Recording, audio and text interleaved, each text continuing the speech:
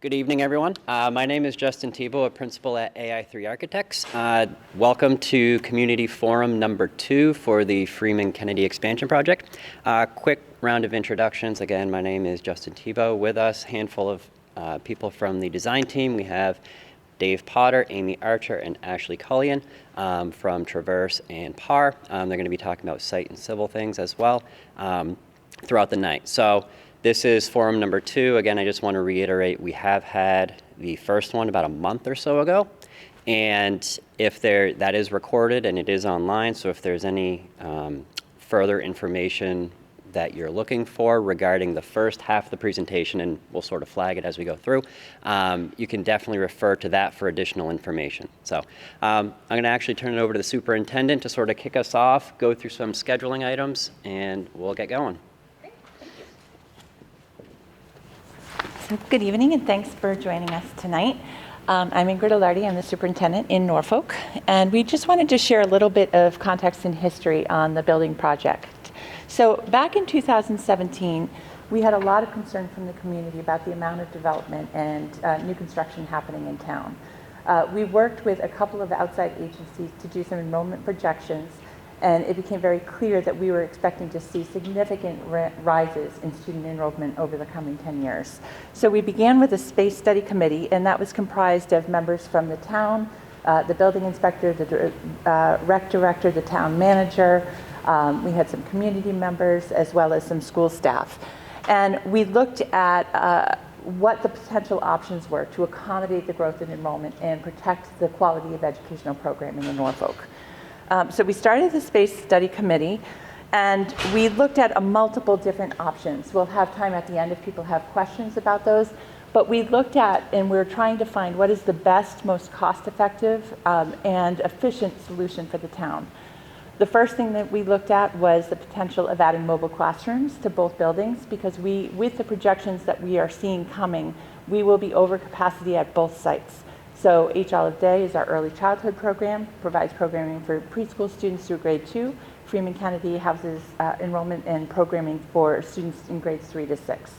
So based on the projections, we knew we would be out of space at both sites in the near immediate future. Actually, currently, we are already out of space at H. Olive Day. Unfortunately, this year, we had to lose one of our specialist classrooms. We have music on a cart traveling from class to class. Because we had to convert that classroom to a general education classroom. We've converted several other spaces there. What used to be the teacher's room is now a small group, a small classroom, special education classroom. So we're out of space at HOD, and that is rolling up to Freeman. So we looked at the possibility of putting portable mobile classrooms at each site. Unfortunately, there is no physical space at H. Olive Day. The building is built almost to the edge of the grounds in the area. The open space is dedicated to a driveway and to parking space. So there isn't a location at H. Olive Day that could house mobile classrooms. We did look at them up at Freeman Kennedy. They are significantly costly in terms of site work that needs to be done to accommodate the mobile classrooms and the rental fees. We have information on that if you want some comparable cost figures. But they are also a temporary solution. So it is significant cost that the town would invest into something that is not a long-term solution. Additionally, mobile classrooms would have to be detached based on the mechanics and the structure of this site. So we would also have some safety concerns about portable classrooms that are not attached to the main building. So we looked at that. We also looked at the possibility of a third site and moving our early childhood program to a third location and just building an early childhood center, and that would free up and address some issues at H. Olive Day, but it doesn't meet the demands of growing enrollment at the Freeman Kennedy. And there's more long-term costs to that, because if you have a third site, you have transportation going to 3 different locations, you would need a nurse at that site, you'd need a secretary, building administration, and again, that only addresses the overflow at H. Olive Day. So the Space Study Committee looked at all of these options, got price estimates, looked at viability, and in the end decided the best solution was probably to add an addition at the Freeman Kennedy, that we would move the early childhood programs from H. Olive Day over to this site, and then in the second floor would accommodate new classrooms that would manage the growth at Freeman Kennedy. In 2017, the town voted to appropriate $10,000 for a very small test, I guess, study with an architectural firm that designed the Freeman Kennedy to see if theoretically that kind of an addition would accommodate the number of classrooms we needed and was feasible to consider. It was not a full-scale study. We didn't do site testing or any of that kind of stuff in 2017. It was just a conceptual design kind of thing. But based on that, it did look like this site would have the capacity to manage that growth, that an addition was logical and made sense and could accommodate the number of students we anticipate coming to the schools. So we presented in 2019 in October at the select board meeting, and that meeting is recorded. We brought the demographic specialist who did all of the enrollment projections and updated enrollment projections to speak to how those numbers were calculated and what factors were considered. We presented the research on the options that we looked into at that time and why we did not choose to go forward with the mobile classrooms or a third site. And then we talked about the potential of an addition at the Freeman Kennedy School. For the last 3 years, we have applied to the Mass School Building Authority for potential grant funding that would offset the cost of any kind of construction in Norfolk, but we have been declined 3 times in a row, and then just recently for the 4th time. Part of that is funding issues at the state level. Part of it is in response to COVID. The priority is going to buildings that have poor ventilation, no HVAC systems, aging buildings that have health concerns. So Norfolk is not a priority for funding from the state. Given that, we requested to move forward with a full feasibility study to the town, and in, at the town meeting in May of 2022, the town appropriated funding for us to hire AI3, and we actually bid it out, but we ended up hiring AI3 to do a full feasibility study to look at all of the costs that would be associated, to do the traffic studies, to do the site work, and come up with a recommended program as well as a full cost estimate for the construction. So we turn that over to AI3, and they are here to present the results of their feasibility study at this time. Justin, I don't have your clicker, but I know the next slide has some. So again, so as I just discussed, we looked at these several different options. We talked about purchasing a new site for a construction project and doing a third location for an early childhood center. We talked about modular classrooms, looked at the idea of a construction of a second floor at H. Olive Day.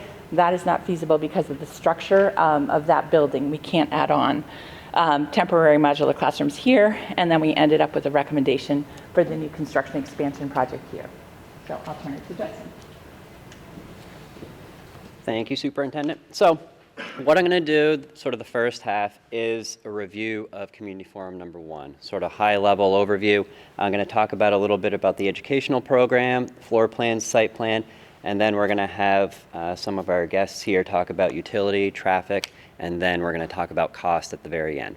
So what's up on the screen here and what's in your packet is a schedule, essentially, of what happened once we came on board to have the true collaboration and the communication with the district to fully understand the needs of the district. So as the superintendent mentioned, there was a study done previously that identified approximate square footages and the previous study. What we wanted to do is that was 4 years old.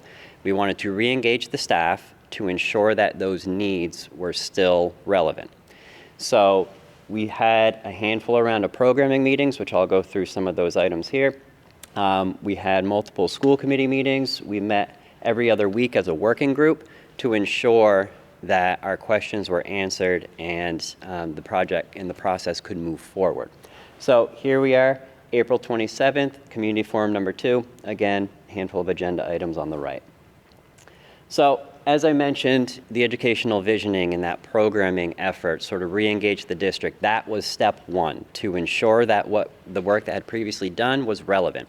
So we chatted with these 4 specific groups on the left, sort of clustering per department. So we talked with the early childhood component, the art, technology, and STEAM integration. We talked general education and teacher planning, and then we talked special education. Now, these clusters and groups really started to inform the conversations to come. Again, as the superintendent mentioned, the previous study was global, high level, really quick test fit. This was in-depth, long, lengthy conversations about specific needs and requirements of the district to support the program. Ultimately talking about the graphic on the right. So talking about curriculum, instruction, learning environment, and learning, and really how those can all come together to create an authentic, engaging learning experience. We wanted to fully understand, that way we can design a building that supports the district and their educational delivery. One other item is looking at the enrollment projections. As superintendent noted, they were updated again actually in spring of 2022. So what's up on the screen here is the study from updated May 2nd. And what's highlighted is the actual years 2026, 2027. So that's 5 years out from the projections, from the update. Yes? Can I ask why that year is specifically highlighted? The 2026, 2020? Yeah. Yes, exactly. Very, very good question. It seemed to be the top count of enrollment. It seems like the next year is the highest enrollment projection, right? So why is that year high? That is a very valid question that we hear all the time. The 5-year projection is actually the most accurate projection in enrollment, because that accounts for future building within the town based on permit applications, based on actual construction that is occurring, based on birth rates, based on the real estate market. All of these demographics are included and analyzed to generate these numbers. Anything beyond 5 years, it starts to get a little bit more speculation, because yeah, that big development over on the other side of town that's scheduled for 7 years out may hit permitting snags 2 years out. That isn't sort of in the cards yet. So all demographic studies highlight 5 years out as the most accurate demographic projection. So just one other question. So when you're saying that the projections are based on permit applications, right?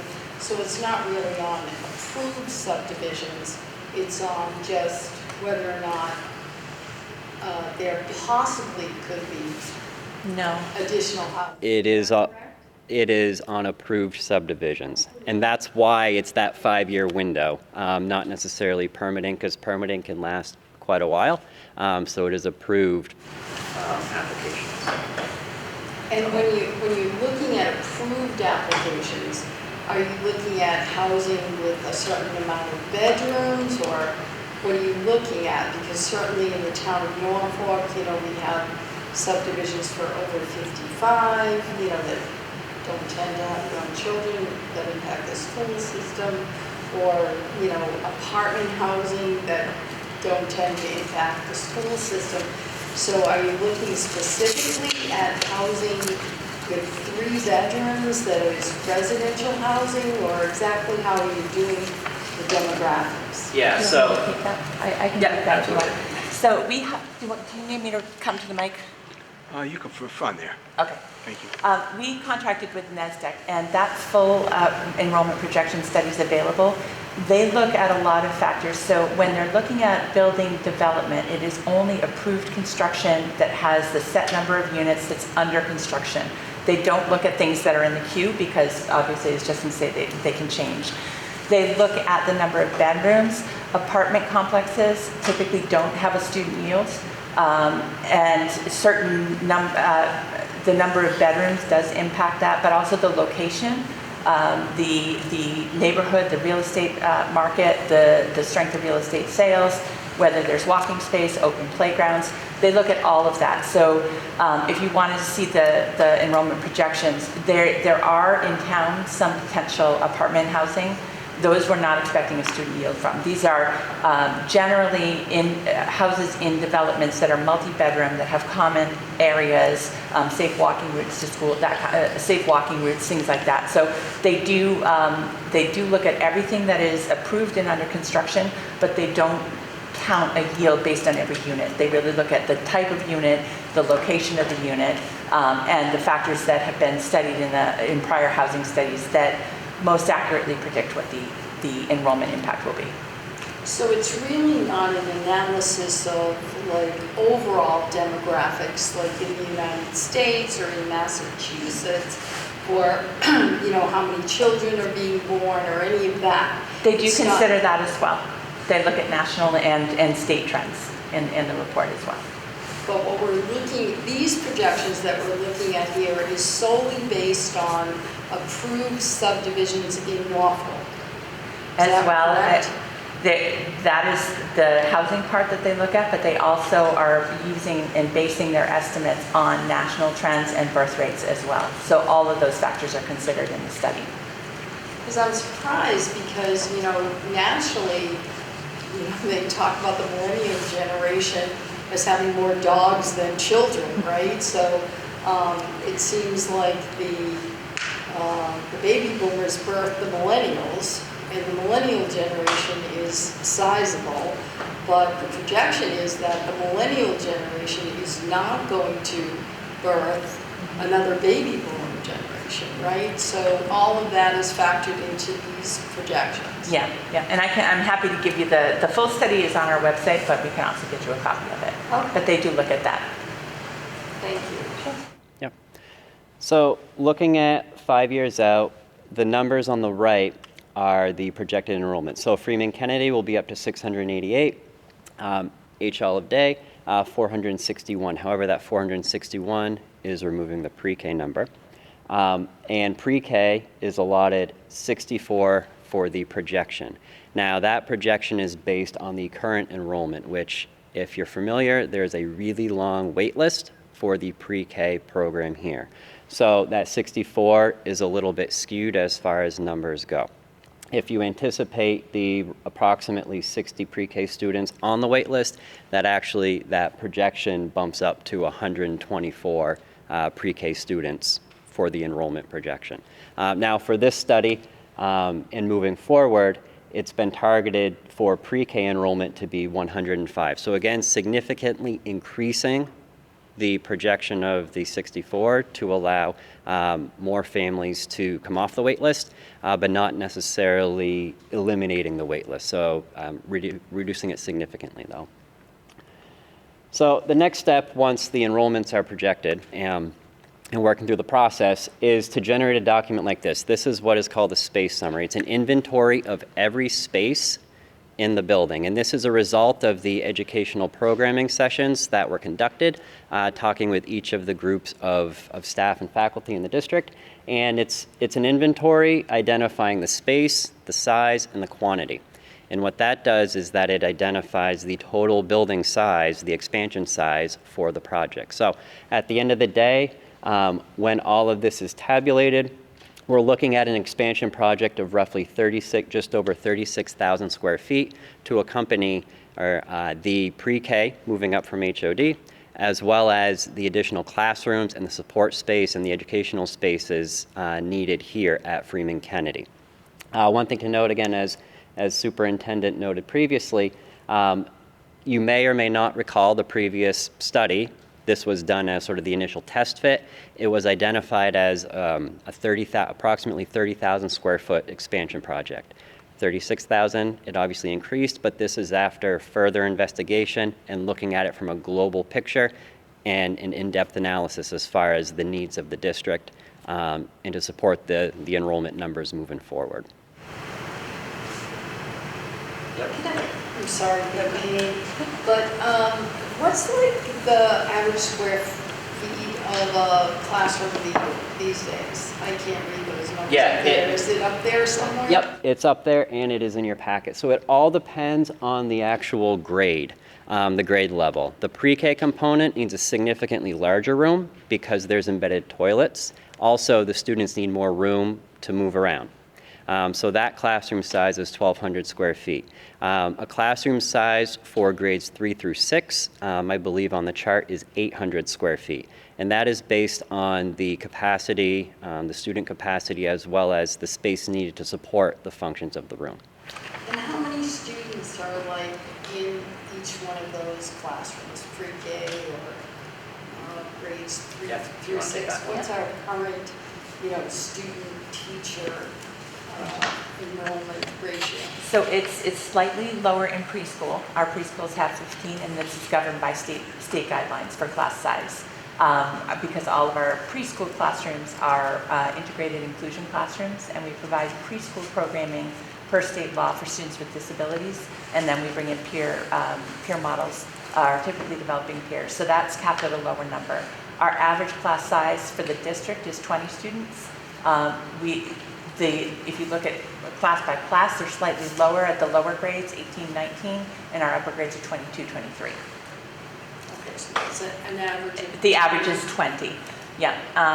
And if you compare us to the other like communities, our class size is on the higher end. When you guys are talking 5 years out and stuff, and you can't really look into, is there room for growth in this plan? Like once we build the school, if the numbers are higher, are we going to have place to continue to make more classes, or are we going to be, do you know what I mean? Is there going to be room to add more classes if we have more kids? Because there is a lot of growing in this town. Yep. Plus did they also consider, I had it's kind of, is it considering how many kids are coming into the country that are going to need school too, not just birth? You know, the birth rates and stuff, is it counting that? Because we have a lot of kids coming in that are going to need schooling too. Are we looking at that? And like I said, is this given space to grow? So once it's built, it's not already at capacity?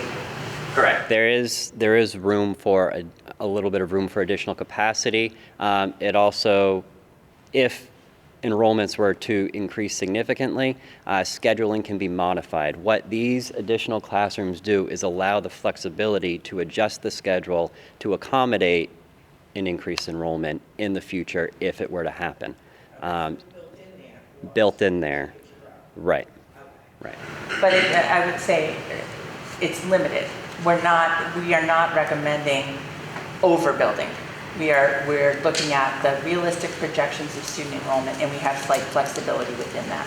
It's true, Yeah. but Yeah. we just did a police station. Right, it's a balance. Fire station. Yep. After this project, I mean, I know the next is the DPW, so like, are we gonna, Yep, we're gonna continue to have project after project after project, because I know some of the older people in the town are getting a little more, you know, the taxes are going higher than they can handle and stuff, and I'm all good for growth.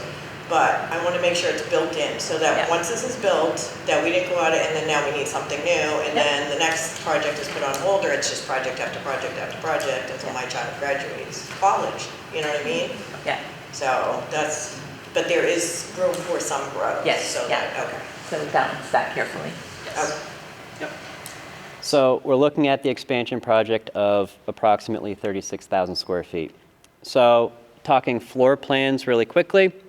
The expansion would actually be, as identified in the red over here, connecting the two academic wings right behind you, essentially closing that courtyard off and connecting those. What's up on the screen and what's the first floor plan in your packet is floor 1. So floor 1 of the expansion would include the pre-K component. So it's on the first floor, easy access, easy in and out. Obviously, they're the smaller children of the building. That would be separated by locked doors, so there would be no student access back and forth. However, if needed, staff can transition back and forth from pre-K to the Freeman Kennedy, the elementary school. Handful of items to note: it includes 7 pre-K classrooms. It includes a sensory space. It also includes the special education administration moving over from HOD. So that is going to become the administration component, security component, sort of the guidance aspect of the pre-K expansion, the checkpoints and the check-in point. There'll also be the pre-K nurse over there and any of the additional support staff needed for pre-K. So it'll be almost a self-contained pre-K component on the first floor of the expansion, connecting the two wings back there.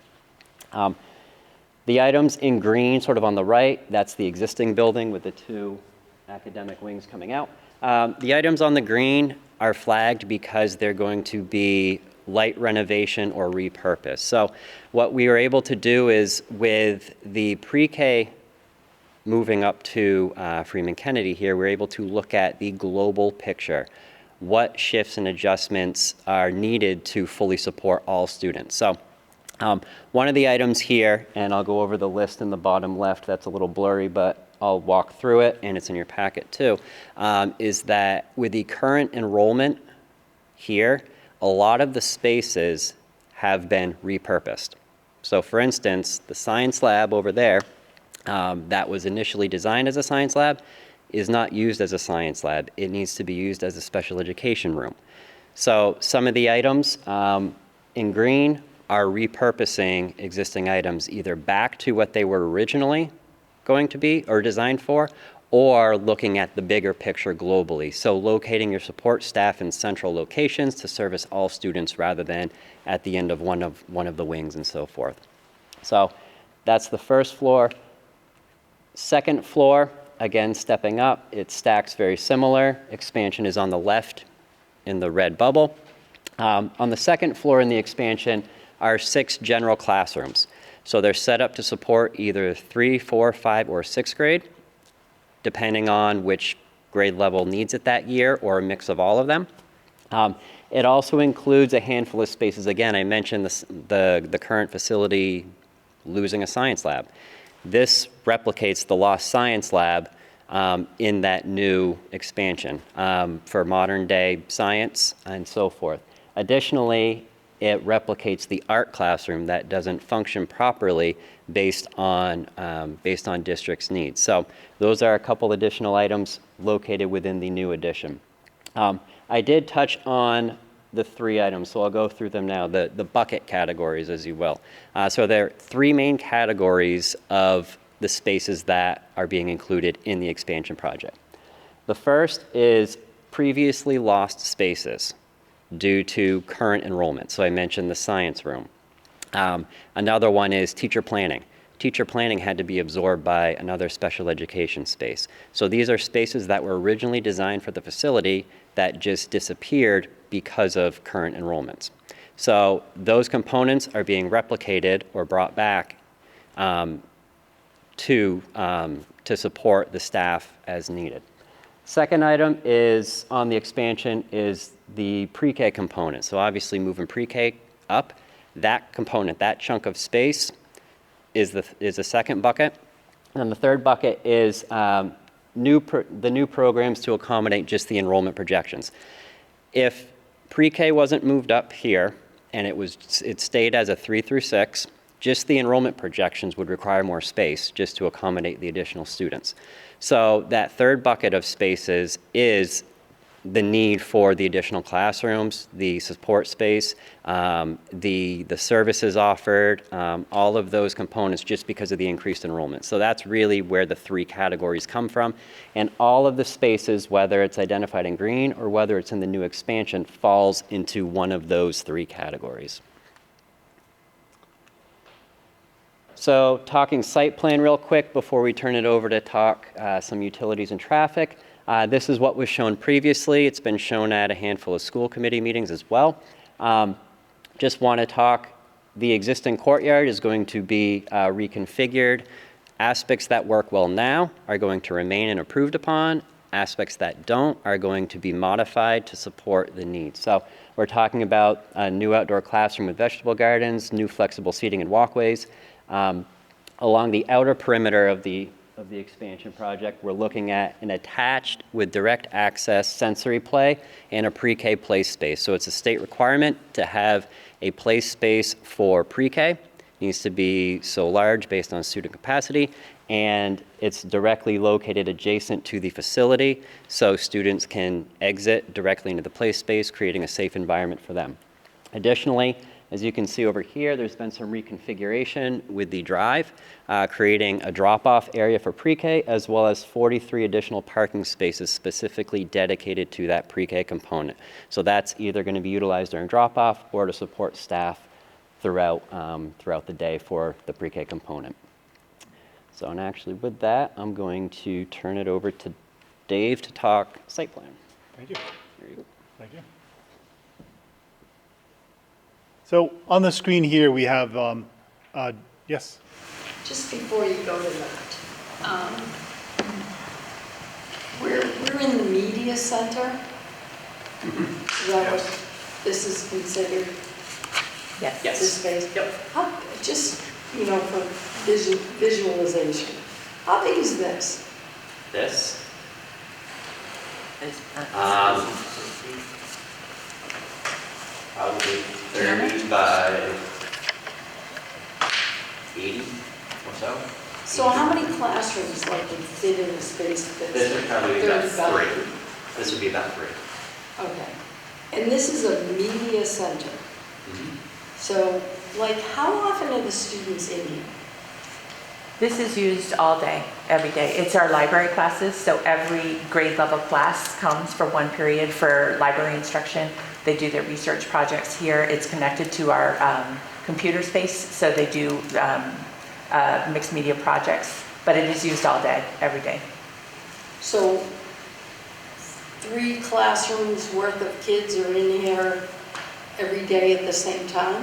No, one classroom of students is in the library every day at all periods. So like a 3rd grade teacher brings their class down, they have a 40-minute library class, then they leave and another class comes in. And it also, half of it houses our library collection and resources. And does this type of space exist at H all day? Considerably smaller for the younger A students. quarter the size. What was that? It's like a quarter of the size at HOD, maybe slightly larger. than Yeah. that, But it's, I don't know the square footage, but it's significantly smaller than this. I imagine that at that grade level, you don't really need to do a lot of research. Right. Stuff. It's more of a library arts program. Thank you. Sure. So on the screen here is the, it's a drainage utility plan from the original construction of this school.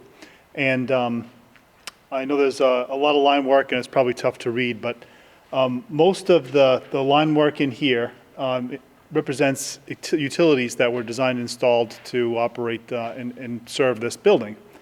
You can see north is up.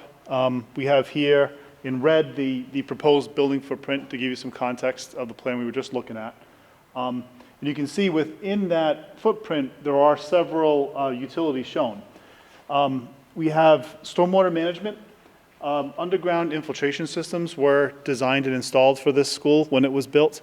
Whenever you add an impervious surface, you have to take the stormwater runoff that's generated by it and try to put it back into the ground or store it and release it slowly over time.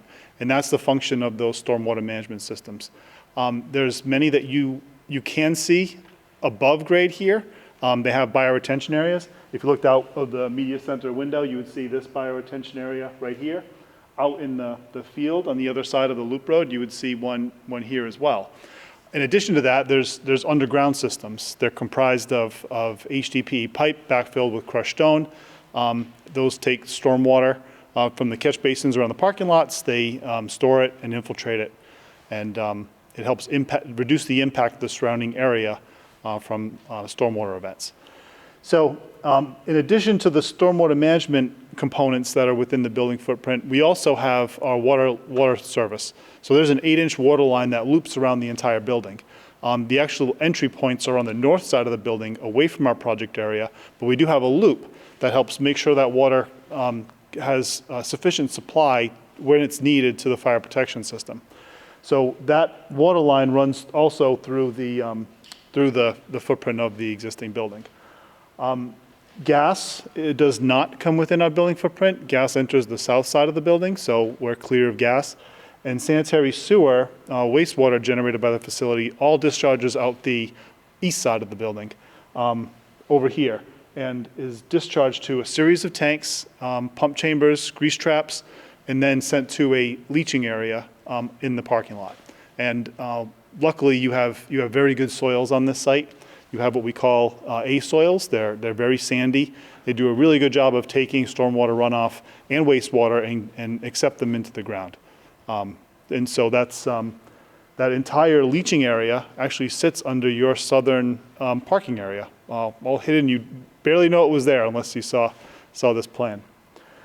So with the construction of the new facility, we have to relocate those utilities and we have to have to replicate the function of the stormwater management systems that we're removing. So we've identified the volume that's being displaced by those systems, and we've come up with a new system that will replicate that. And we're anticipating we'll place that in an underground infiltration system in your parking area. It'll be very similar to the systems that are out under your roadway now. You really won't see it at the end of the day. You'll see some manhole covers. And the stormwater runoff will be rerouted around the building and sent to that system. In addition to the underground system, we'll also have bioretention areas. And these are the planted systems that you see in this courtyard and across the loop road. We have another one of those planned out here to the southwest of the addition. We are also hoping to keep a portion of the existing bioretention area that's currently in the courtyard. Clean it up, shrink it down a little bit, and you know, make sure we utilize as much function there as we can. The water line we have shown here in blue. That's going to just wrap around the entire addition. And there is one electric line here, as shown in red. We believe this is a smaller conduit serving the lighting. That's going to need to be relocated as well. The septic system. The plan for the septic system is to send the wastewater out of the south end of the addition. So in purple here, you can see a new pipe that would leave the building. It would send the wastewater to a series of tanks and then be pumped up to the system that's located on the south side of the building and underneath the parking area. The system right now is sized for about 5,600 gallons per day. With an increase in students, we have to now make a larger system. Mass DEP has published Title V in 1995. We are, even with the increase in size, we are still within that code. And they would require, because of the number of students and staff that are in the facility, that this be increased by approximately 1,600 gallons per day. So to do that, yes, ma'am.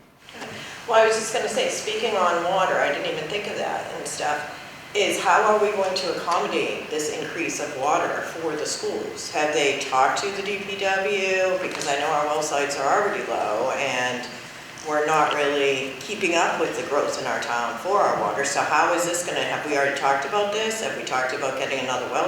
Are they recycling water? How are we working the water? That's a great question. So the increase in water consumption is about 1,600 gallons per day, roughly in that size. Which, when you break that down, that is it's a small. I don't want to minimize it, but it's not a massive increase to the overall water system. So we, looking at the size of the piping on site, it's something that can be accommodated by we believe by the service that's already been brought in here. We have that 8-inch service that runs around the building. The bigger draw off the water system is typically the fire. That's why we have an 8-inch pipe. I mean, most homes use a 1.5 or 2-inch line for their domestic. But we would, continue into the further design phases, and we'd take that design of the water system to a more detailed level, and make sure that capacity is there. To give you sort of a relative, I guess 1,600 gallons per day is probably about, I would say 15 bedrooms. If you want to put it in terms of homes. So that could be, 4 or 5 houses. Town constantly, and in the summertime when everybody's using water, we already get very low. The alarms go off, we get brown water and stuff. If you're still increasing and you don't have a way to increase the water, we haven't talked about more, another well site, or how we're going to bring water in from another town, or if we're able to recycle water, you still have to get the water from somewhere, and we're already at capacity in the town, and the town is still building. We're actually over capacity for the water. Yeah, I think we can certainly talk to the DPW and the water department. It's been talked about, or even thought about, or built into this? We've talked about it. We've determined the demands, and I don't know if there's been any further discussions or detailed discussions with the DPW, but that's one we can have. And then the wastewater would all go to the Title V system, so that would be infiltrated after being treated it would be infiltrated back into the ground through that existing, and it added on leaching area. So we have in the upper right-hand corner is we've got 5 new trenches that we're anticipating would give us enough capacity that we could handle that additional water use generated by the increased student population. So the ones that are grayed out there, that's what we presently have, and then the ones in red would be the Yes. 5 trenches that we need to have. Right, exactly. So in this diagram, this is really down here. Your southeast corner of your school is right here. Your baseball field is out here where the kids are playing tonight. And then this is the southern part of your parking area. And underneath that island, there's all these trenches. There's a manifold that runs along the north side, and then there's all these trenches that come off of it. And we would add 3 on this side, and we're expecting 2 on this side. Before, in the next design phases, you would do, we already have a number of test pits. We'd work with the Board of Health to make sure that to ask if we need to do additional soil testing. And then we'd work with them to make sure this is a plan that they would approve of. So there's where we are at with feasibility, we're very early on to having the real fine details. But this would be an approach that I think would be economical and safe for the public drinking water supply.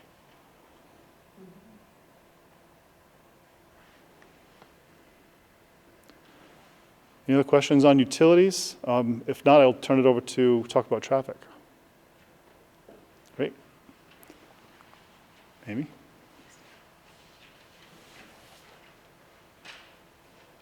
Thank you, Dave. Amy Archer, I'm the traffic engineer with Park Corporation.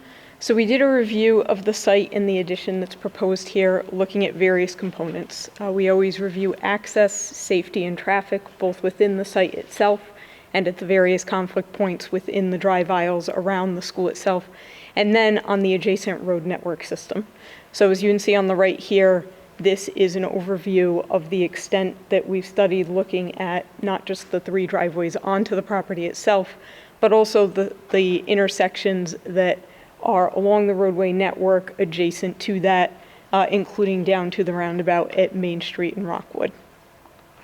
To start our assessment, we make sure we're incorporating all of the data that we need to make sure that we have the information relevant to those various components. So we did traffic counts over a 2-day period at the intersections highlighted with the red circle. As I mentioned, that includes the 3 driveways to the school, as well as the intersections of Rockwood, Boardman, and Main at Rockwood. We did a crash data review, so we extract data from the last 5 years. It used to be 3 years, but with COVID in there now, we're trying to make sure that we get 3 full years in addition to any time period that may have been affected by COVID. Since generally traffic volumes on the roads were reduced during that almost 2-year period, they've skewed the data a little bit. So we've expanded to a 5-year assessment on the crash data.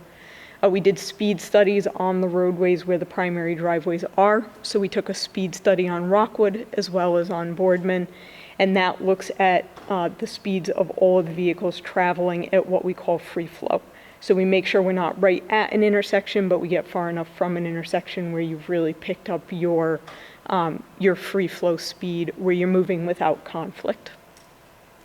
And then we did observations at the existing school during its arrival and dismissal periods to get a sense of where the trips are coming from, what queue lengths we're experiencing on site today, and then as we're talking about enrollment projections and increase in student capacity, we look at how those queues will expand and inflate themselves, and if they can still be accommodated with the site, or if we expect any spillover onto those adjacent roadway networks.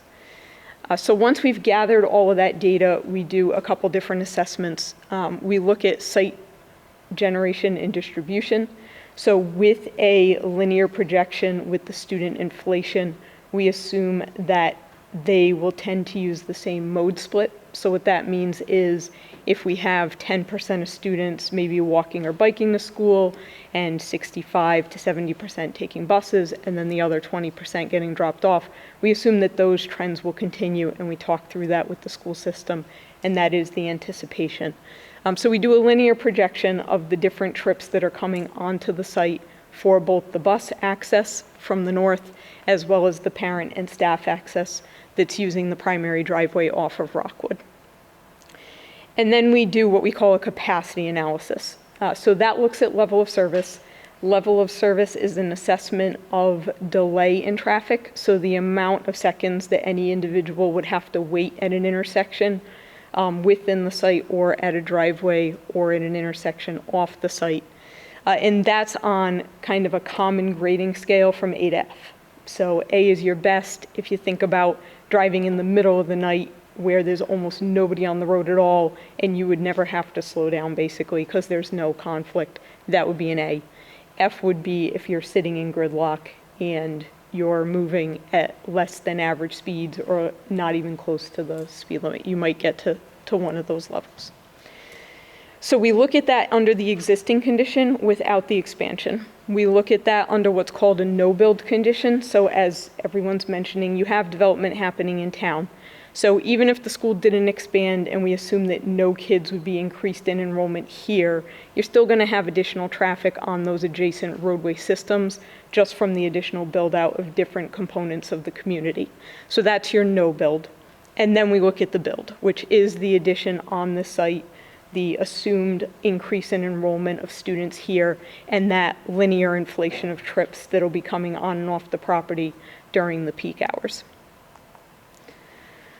So as I mentioned, we did do observations during both the morning drop-off period and then the afternoon pickup. What we're depicting here is just a visual of the queues. So as I mentioned, the buses come in from the north off Boardman.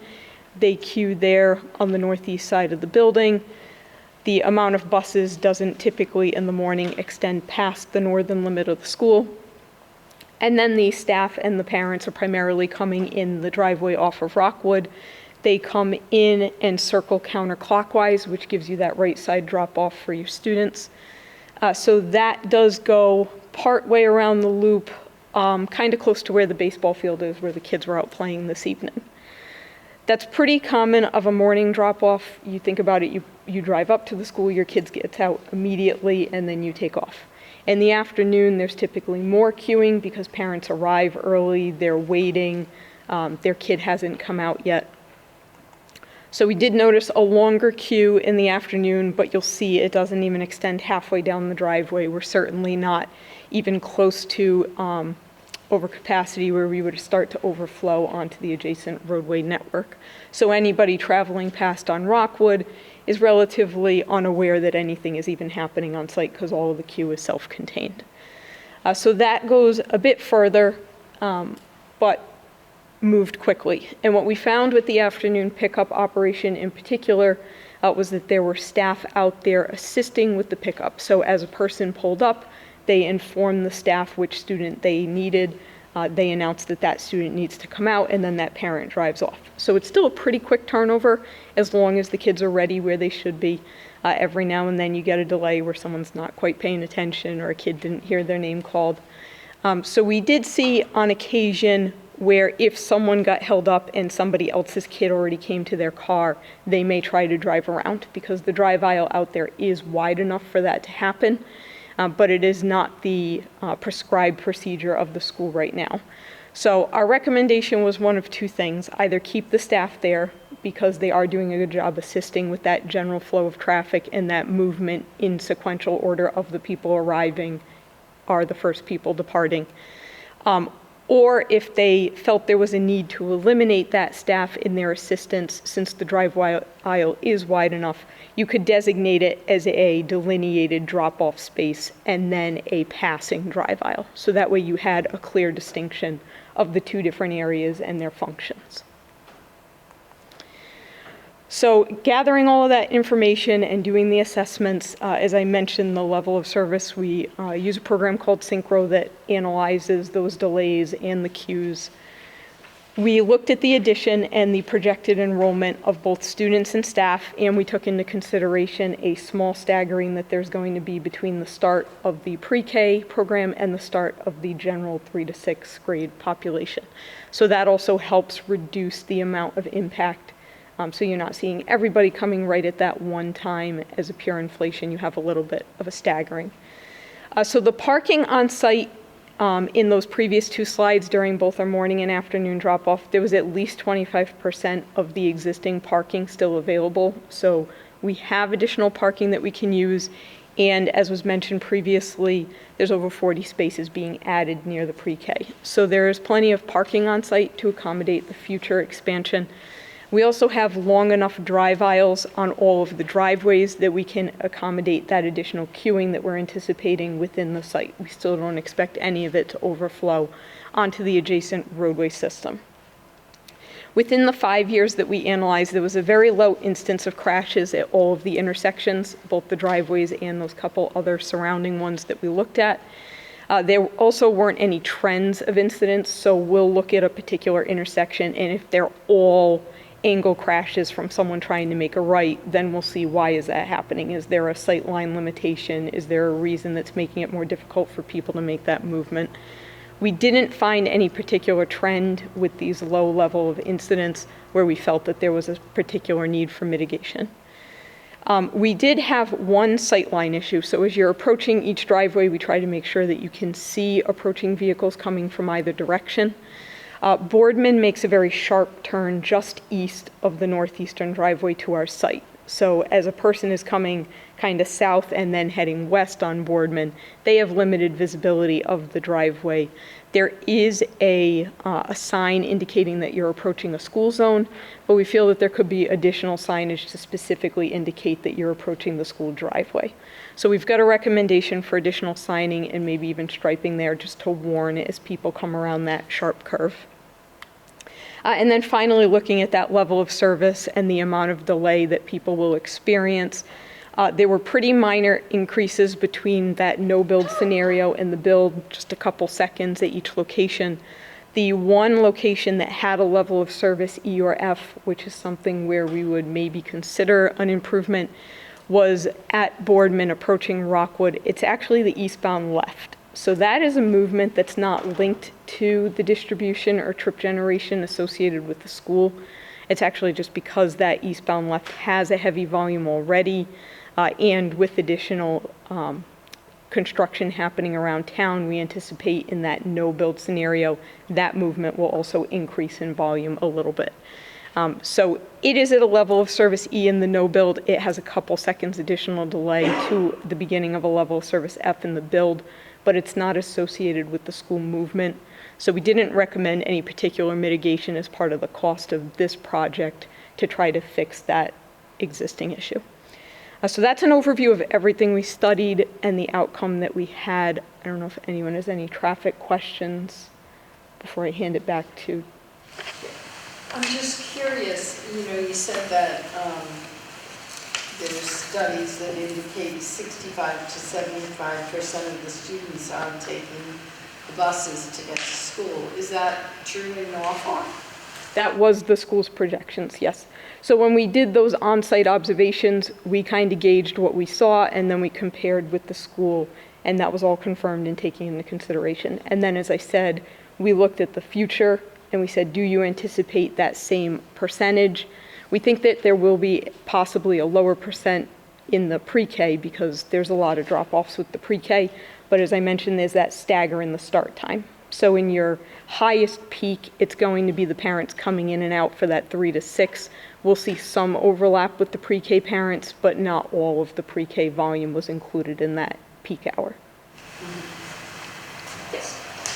As a resident of Boardman Street, I just have to say, before the access road was opened up and the school traffic was coming down Boardman, and if they were lined out on Boardman, it made a very dangerous flow of traffic because there's not room. If cars are out there on Boardman Street, there's not room for two-way traffic there. Yes, so the circulation's expected to continue the way it is today. So the buses come in on Boardman and use that northwestern driveway. We're still expecting almost all of the parents and staff to come in off of Rockwood. And is there an after-school program that's located here? There is. We do So have that's after school. the 3 to 6 traffic that she was referring to from 3 PM to 6 PM is the, Oh, grades 3 to 6. Sorry, I was referring to the To grade 3 to 6. Yes. We don't have a lot of traffic for the after-school. We have about 100 students that are in that program. but that's But that's- located here? We have one at each school, but the after-school program here serves students in grades 3 to 6, and there's about 100 students that participate in it. But the pickup is staggered. It runs until, I think is it 6:30? I'm on the waiting list, so I wouldn't know. But people can pick up at any time, so we don't typically see So that significant. doesn't impact it? No. How many classrooms are used for the before and after school program? So we have one designated space for the SAC program that's on the other side of the gym that doesn't have direct access to the full building. But then after kids leave, we also allow the SAC program to use the gym, and they use the cafeteria for their snack area. So there's only one designated separate classroom, and it has a separate entrance. It's on the opposite side of the gymnasium.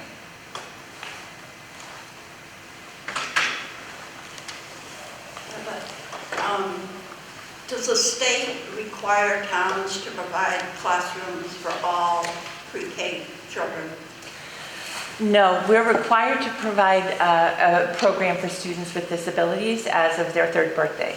And then we are required to balance that program, so we have a certain number of students that are receiving specialized instruction and then typically developing peers. So our preschool program only serves the required students at this time. We have a wait list of 60 families who we can't accommodate. So we are not able to provide preschool to all families in Norfolk. We are only meeting the state requirements for preschool programming. Does that make sense? Just point of clarification, the typical peer group in pre-K, they're tuition-based, right? Tuition-based, They yeah, bring to money offset. into the school system, they are not. I'm sorry, I didn't hear what you said. The typical peers, the model peers in the pre-K program, pay tuition to attend that program. Right. So it's not an added cost to the school system, it's just we can't accommodate the request for Well, enrollment. it's a cost for the building. That's The true. maintenance of the building, of it, providing the space, it's a cost to the taxpayers. 100%. I'm Right. just, But we, as far as the preschool classroom space that we have, we are providing the required services. We don't have preschools that are not mandated. So we're not able to, like, if we could meet the town demand, we would have 6 other preschool classrooms, but those are not required by the state regulations, so we are not accommodating that at this time. And we don't have the space to do it. And you're not doing that with this addition? I'm sorry. You're not adding with this addition? No, I think Justin showed in the numbers, if we were to try to accommodate every family, it would be 124 based on our current enrollment and our current wait list. In the new preschool, I think we can go up to about 90, I think was the number. So it gives us greater capacity, but also we're expecting that we're going to have more students that we are required to provide services for. So it doesn't allow us to fully meet the demand of the town, but we could come closer. Are those classrooms used for the full day? Some of them are, yes. Some of our students, depending on their learning profile and needs, some of our students come full day, and some of the classrooms are used full day, but with 2 different groups of students. We have a morning AM preschool class and then an afternoon class. So they are used full day. Not all students stay all day. So my understanding is that, so when they come in on the lottery, that's just the lottery to get the slot, they still do pay to come in for preschool? Yes. So it is bringing in money into the school? Some revenue. Okay. Yeah. How was the speed study on Boardman? How did that make out? Because the buses fly on Boardman Street. You get run over by people, yeah, in front of them. I don't have so we usually look at what they call the 85th percentile, which is that free flow speed. I don't have it off the top of my head, but they were both pretty close to what we usually expect, which is about 5 miles per hour over a speed limit, or in an unposted, thickly settled area, that's 30 miles per hour, so it might be up to 35. So they were within that range of what we were expecting. I don't have the exact number on me. All right, it sounds like that's good for traffic, so I'm going to hand it back off to Justin. Thank you, Amy. So 5 slides left, 4 on cost, and then the last slide is just project timeline, next steps, and path moving forward. First slide here regarding cost. What's up on the screen and what's in your packet is actually pulled from the MSBA, the Massachusetts School Building Authority's website. So understanding that this project is not enrolled in the Massachusetts School Building Authority incentive grant program, you may be asking, why are we showing this? So the MSBA has been tracking the cost of school construction projects over the past 15, 18 years. So for quite a while. And these are all school public construction projects. What you see here, all the dots, are all of the actual costs. You can see the increase over time, and including all the way on the left here, this building we're in right now, the Freeman Kennedy project. So it came in at roughly $263 a square foot, approximately 12, 13 years ago. So you can see over time, the dots are going up. Escalation, everybody's aware as far as cost of building materials and cost to actually construct a building is getting significantly more expensive. A couple things to note about this. Anything up to this point is a solid dot. So those are projects that are closed out. That is the actual finalized cost of those actual building projects. Anything beyond this red dot here over, they're hollow boxes. That's because those projects aren't closed out. So those are based on construction bids and estimates. Those numbers will, or those boxes will become filled in as those projects close out. So anything with the dashed orange line is an interpolation based on where those open boxes are located. But the last data point that the MSBA publishes is actually the middle of 2021. The average cost of construction is $509 a square foot, and so that's in 2021, a year and a half ago. So you can see the increase from 2010 to 2021. It almost doubled in 10 years. And then you can see the projection. Again, it's continuing to rise. In the next 5 years, where the dashed line is, and we'll get to the slide number 4 of the cost, shows what that actual average is, but you can see it's an increase in projections. So now, how does that relate to this project here? So as part of the team, we have a professional cost estimator, PM&C. They estimate all of our projects. All we do are K through 12 educational projects. They also estimate our competitors' projects. They also estimate public projects, so public works buildings, but also public and private schools and universities. So they're well in tune with the market, not just a specific sector. What they've done is they've taken the drawings, the narratives, a lot of the information that was presented and a lot more tonight, and actually assigned a cost, an approximate cost of the project. They broke the cost down into a handful of categories: building construction cost, site work as a separate line item, phasing, insurances, general conditions, etc. as a separate line item, soft costs. So what soft costs are furniture, fixtures, and equipment. Once you build the building, you have to fit it out with technology, tables, chairs, stuff like that. So that separate line item. And what they do is then that compiles to a total project cost.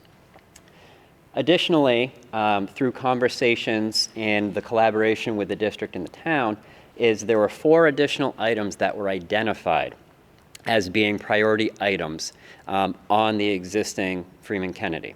So it's completed in 2012.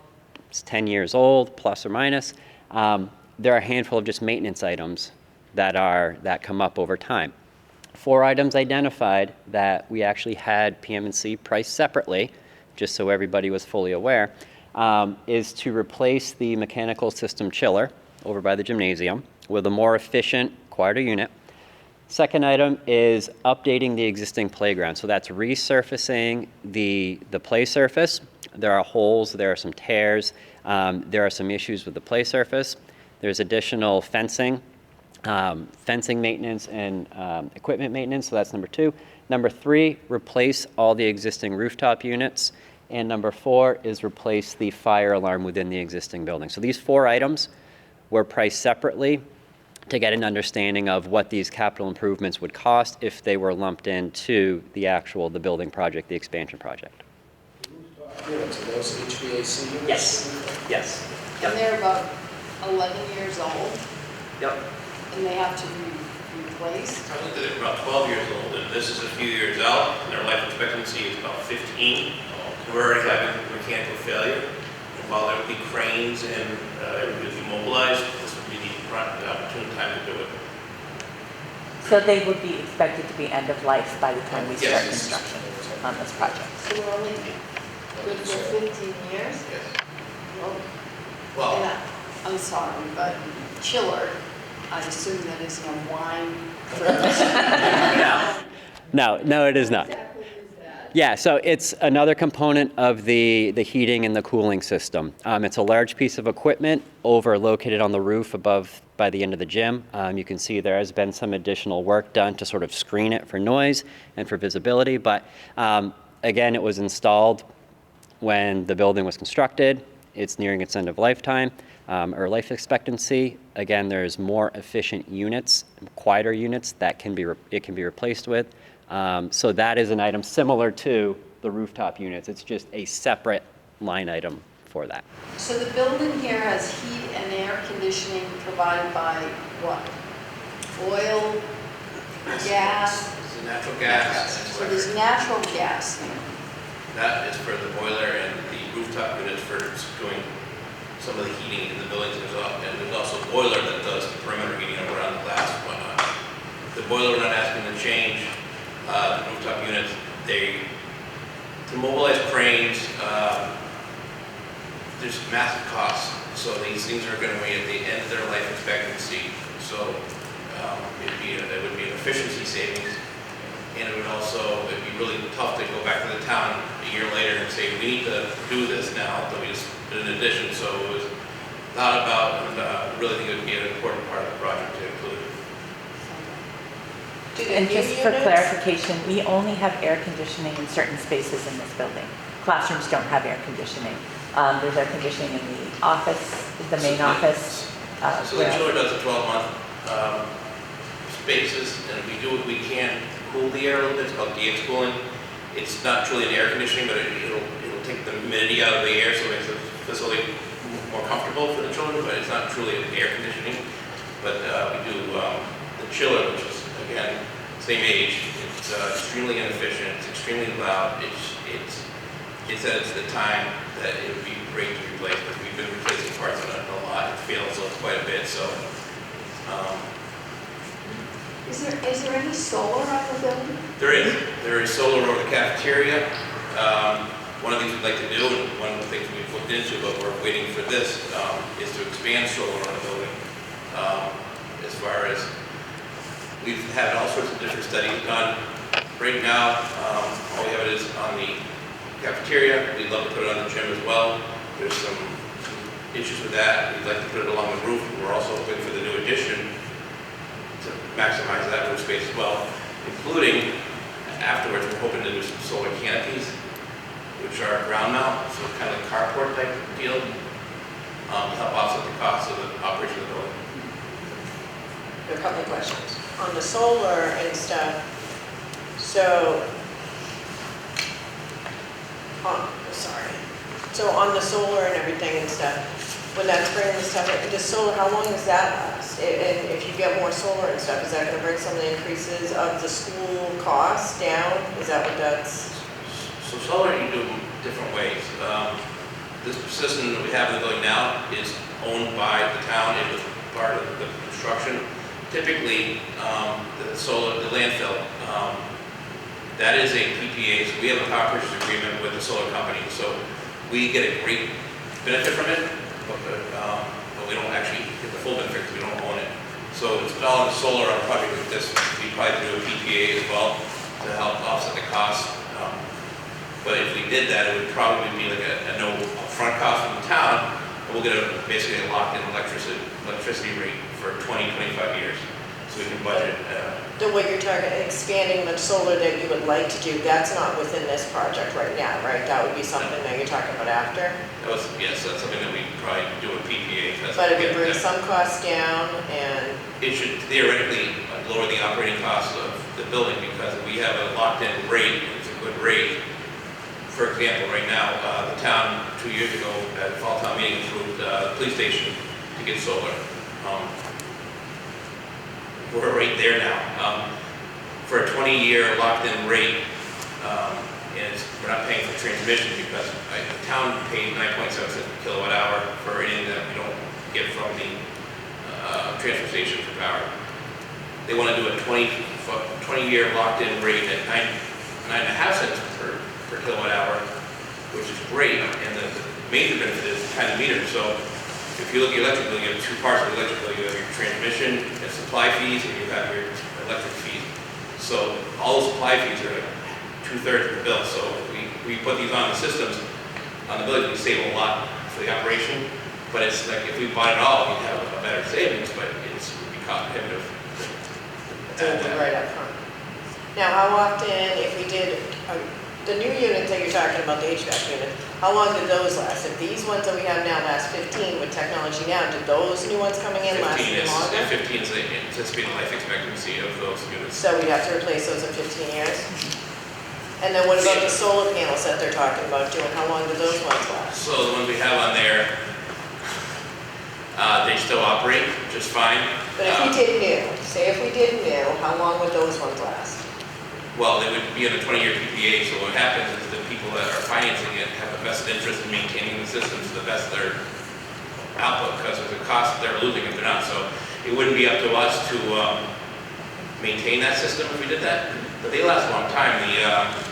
The landfill again is, I think we're in year 13 with that, and that is still producing, which is an anomaly, because normally solar panels do, it's called their rate, they lose a little of their energy production over time.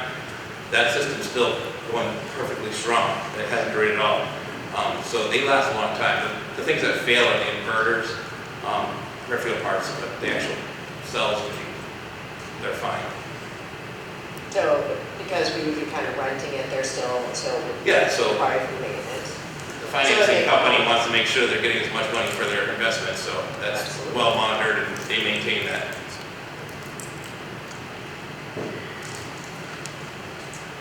Okay, so that's the breakdown of what we asked to be estimated. And here are the actual numbers based on those categories. So, and I understand this is a little bit small, so I'll read through them. First line item, building construction cost. And again, this is a range because we're early on. It's high level scope. So building construction cost is anywhere from $15.5 to $17.2 million. Next item is the accessibility updates to the Freeman Kennedy, and it's roughly $1 million.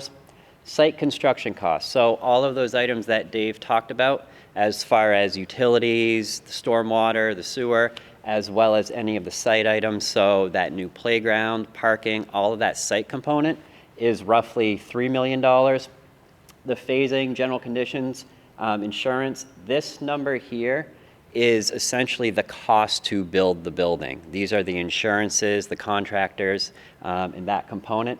And it's between 7 and 8 million. So if you add these first four up, the estimated construction cost is $26.4 to $29.3 million. So we'll say the average is $28 million. That's adding those first four items. Now, if you recall, when I was going through the list, I mentioned soft costs, furniture, fixtures, and equipment. That is typically beyond the estimated construction cost, and it's usually percentage based on student capacity as well as size of building.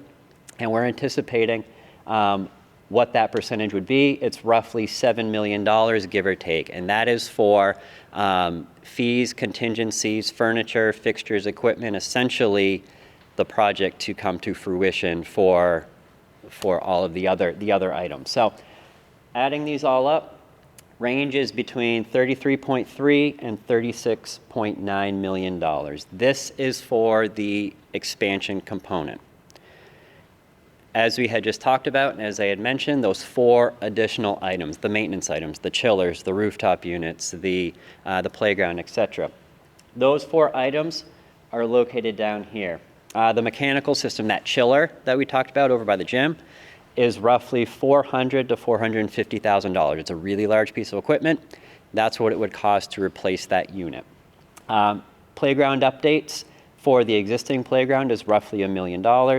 Replacing all of the rooftop units for the heating and the dehumidification is between $2.5 and $2.8 million. That's globally for the existing building to bring everything up to snuff. As mentioned, it's nearing its end of lifetime.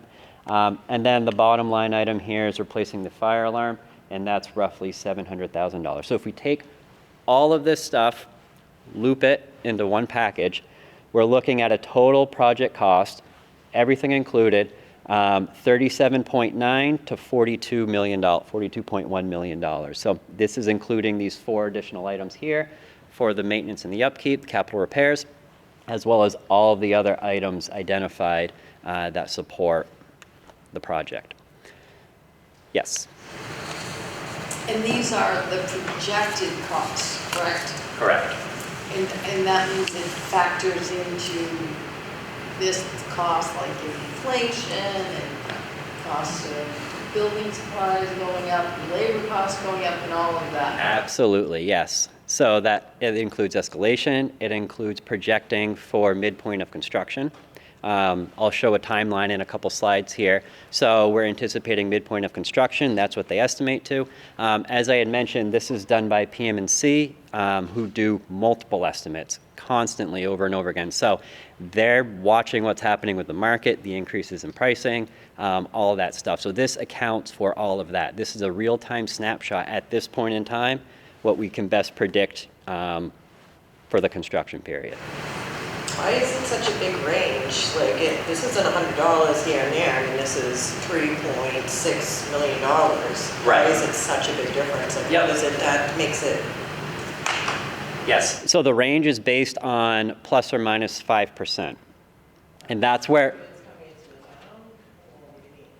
No, of these numbers. So the actual estimate listed it as roughly, it's like 16.4. And if you take minus 5% and plus 5%, that becomes your boundaries. The project right now is in its infancy as far as development, progression. As mentioned with Dave, there's some additional testing. We need to develop plans more. There's a lot of additional work. We're still really early on. So to account for some of those adjustments that may come through future conversations, through future developments, that is why there is a range. It could go down a little bit, it could go up a little bit, but we're essentially giving it bumpers that it's going to stay between, and that 5% one way or the other is what we typically see at this phase of the game based on the delivery or the development of the documents. So as they're building, is there, sorry, go ahead. I was just going to say, just to clarify, the phase that we're at right now is the feasibility phase. So this is looking at the potential costs of a building project. Once we get through this phase, the next phase is to go on to schematic design. And at that phase, you develop the actual construction documents and you bid that out. And before we would go to the town for approval, we will have an exact number. Exactly. So this is just the early phase of, given everything that we are anticipating that we will need to do.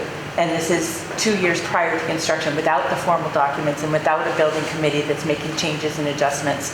This is the range of what they expected to cost. But we wouldn't be going to the town with the range when we go to vote for funding on the project. So then 2 questions. As they're working and stuff, do we come back with like the budgets? Okay, this is what we estimated that we were spending, but in the last year we spent more, or we spent less, or cost of building supplies is outrageous, but maybe that will come down. Or my other question is last I knew, fire station put in for some, some funding, hopefully through the state and everything. Last I knew, we hadn't heard anything.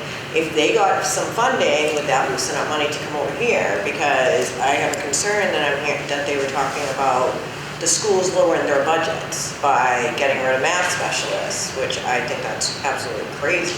Like, why would they go there first? So how are, like, you know what I mean? Like, yeah, so there are different funding sources for the operating budget. The funds are teachers and staff. That's different than this would be a borrowing situation. So there are different streams of revenue. I can't speak to the fire station project. I'd have to. so I'm not sure where they are with funding from that. and that freed up money, that wouldn't come over to help the school project. They'd probably borrow less for the fire station because that's a borrowing project as well. Just diminish the capital expense associated with that. Okay, so that's not already pre-borrowed though, because I I don't know if they bonded it yet. They met with bond council yesterday, and they're working on getting a ban, which is a bond anticipation notice. That is in the works. So they're going to do a short-term bond and then bond the whole thing in the end. But there's a debt exclusion vote that you all passed, which allows them to borrow the amount that you guys all approved. So have they heard from the state if they were going to get any funding before they're To my knowledge, I'm not aware of that. Kevin Champagne is the chairman of that committee, so. We have not heard this. Do we know when we're going to hear? I'd have to check with Justin. That town administrator. I know it was mentioned at the beginning that there was like 3 or 4 applications to get funding, but because this was a relatively newer building and because of COVID, priority was given to older structures with ventilation issues and that.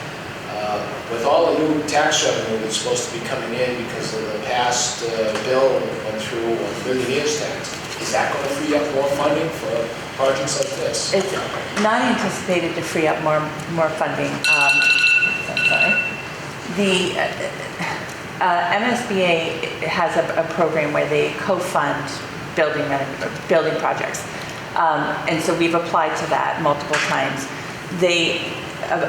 The last I heard, more than 50% of the schools in the Commonwealth are over 50 years old and are aging out, and they're prioritizing schools that need to be replaced or major repairs and renovations. They're not really prioritizing expansion projects at this time, and they're turning down schools that have essential needs. So we keep applying and we keep getting pushed down the road, but there's a lot of other districts ahead of us that are also not getting funded. So the reality is, after the multiple applications and after speaking with MSBA, this isn't going to be a project that they would consider participating in the immediate future, or probably the long future. Yeah, and to add on real quick, so it was mentioned submitting, it's called a statement of interest to the MSBA. It was submitted 3 times. Typically, there's anywhere 80, 90 applicants a year, and 12, 13, 15 districts are invited.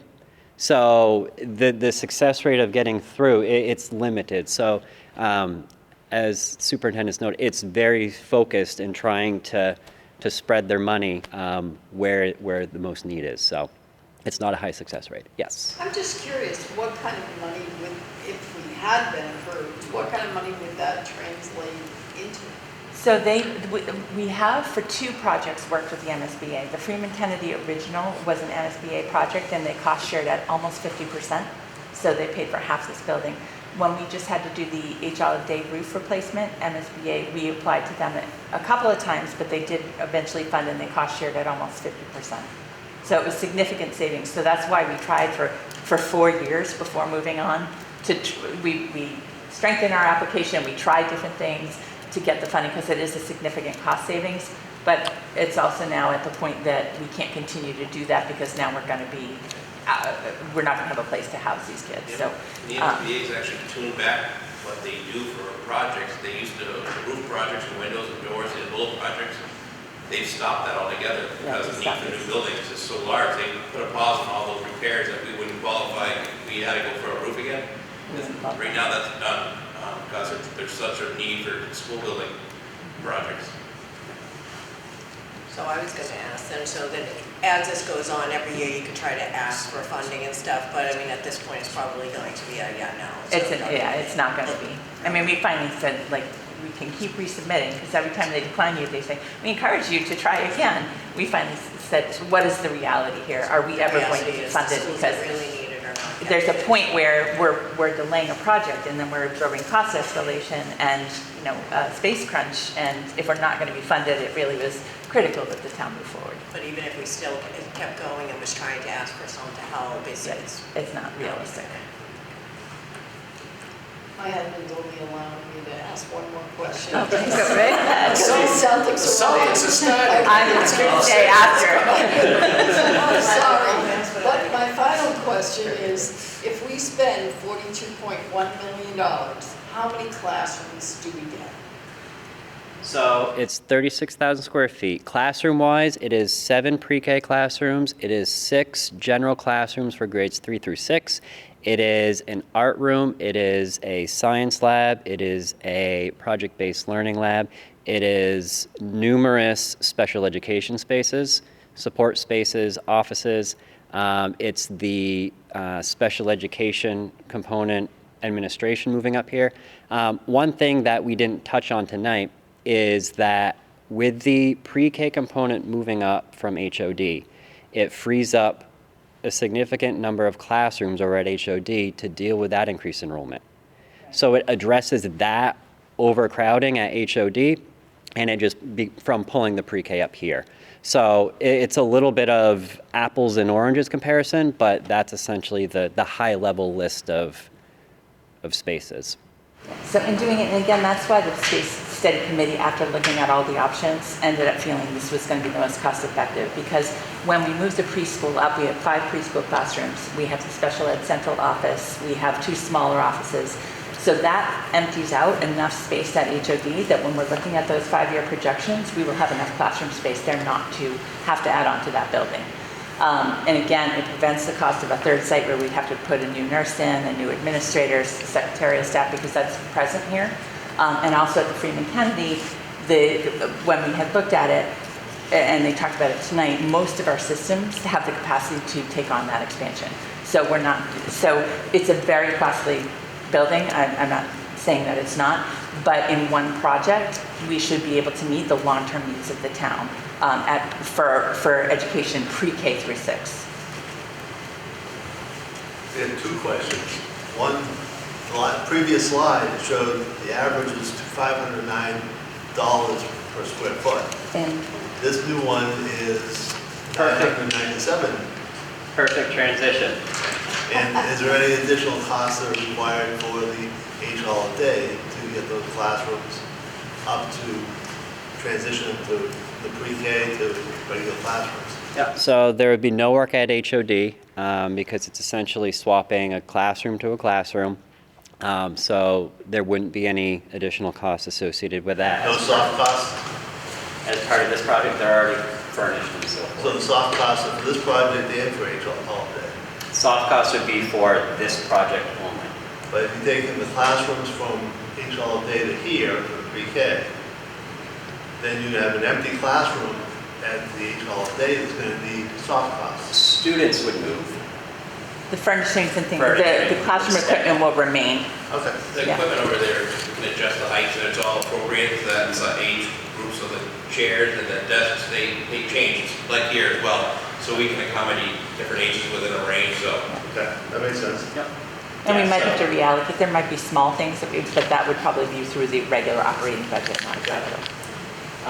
Yeah, so you mentioned, okay, in 2021, the last projected cost, you're at 509. If you do the math, it's going up. The average of projections 5 years from the last data point here based on the escalation, average cost of projection in line with this project per MSBA is $775 a square foot. And that last 5 year from 509 to 775, that is pandemic. That is cost of inflation, escalation, supply chain. That is basically what we've been living through the past 2 years, 3 years. That is that swing that everybody sees at Home Depot when they go to buy a 2x4. So where this project falls, again, tracking the average in orange, this project actually falls less. We're roughly at $727 a square foot. So it is below the average anticipated cost of construction by a decent amount for that. So still trying to provide a building that is durable, matching finishes and materiality as this one. For consistency, for durability, it's a school. It's going to take a lot of abuse. So providing something durable is a long-term benefit. And really what that lands is the cost at $727 a square foot. So that represents the roughly $40 million plus or minus total number on the previous slide. So I'll pause. Any questions before timeline slide? My math doesn't add up to your math, so I gotta figure that out later. So, this is based on the construction cost, not with soft costs, and it's a little bit skewed because of those 4 separate line items. This is the cost, the building hard cost, based on the expansion number and the square footage number. So that's why the math is what it is, but it works out. When you look at the construction costs, including the soft costs and the 4 items, and you're looking at 43,000 square feet. Because up at the top it says the addition is 36,000, the renovation is 7,800. So 70. I added those 2 numbers together and divided by the 40 million. Yeah, if you divide it by the 36,000, the renovation is a very light renovation. It is, I believe, if I recall correctly, it's $500,000 worth. It's less than 3% of the total cost. So your divider is the 36,000, not the 43. So that's why it's a little bit skewed because of that. We're looking at only the expansion, the new construction component, because for this specific number, because the renovation is a very light renovation within the existing building. So next steps, here we are over here, April Community Forum. Next major milestone, town meeting in the fall of this year. Looking to vote to proceed into document development in the bidding phase, as the superintendent noted as one of the questions. The intent is that the project would then progress through final design, ultimately bidding, and that way, when presented at fall of 2024 town meeting, there would be bids in hand with an actual cost of the project. So that way, it's not a range, it's not speculation, it's actual bids in hand for the construction. And then through that process, passing in fall of 2024, begin construction as soon as possible, right after. Roughly 1.5 years of construction, occupying the building for move-in, essentially the summer of 2026. So that's fitting it out with your furniture, your technology, your equipment, getting it set up, and students and staff occupying the expansion starting the fall of 2026 school year. So 2026, 2027 school year will be the first full school year that the students would be occupying the expansion. There'll be some additional site work to clean up and stuff through the fall of 2026, but occupying the new building, as of right now, based on our current known conditions and timelines and so forth, that is the projected schedule from here on out. So I'll pause and see if there's anything else. That was our last slide. We can open it up to additional questions as well. So there's no funding involved from the state or from anybody else, the taxpayers are just paying for it, 100%. And we get 3 bids from 3 general contractors. We still have to use the lowest bid. That way, if we use a more reputable company that maybe is a medium bid without fewer change orders, it may cost us a little bit less money. You go with a lower bid, then they bury you with change orders, and it's ridiculous. Yeah, so there are multiple avenues of construction delivery. There are also multiple avenues for contractor pre-qualification, selection, bidding, etc. That can all be ironed out later on. But again, there's multiple versions and paths that the project could proceed. But definitely hear you, definitely understand you and your concerns. It's common on every project, specifically public bid. So absolutely. I have a question, I'm sorry, because I didn't realize the other meeting had already happened until the other day, so I didn't have time to watch it.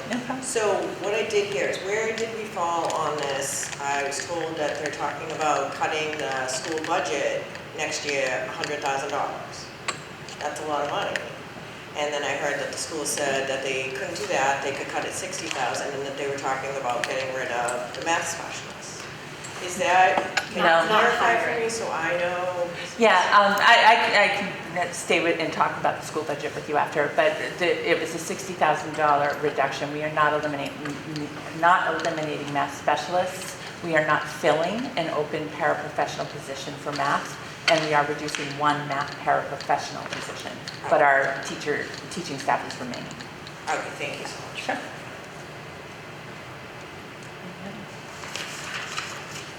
Awesome. Well, thank you everybody for coming. Hope you have a good night.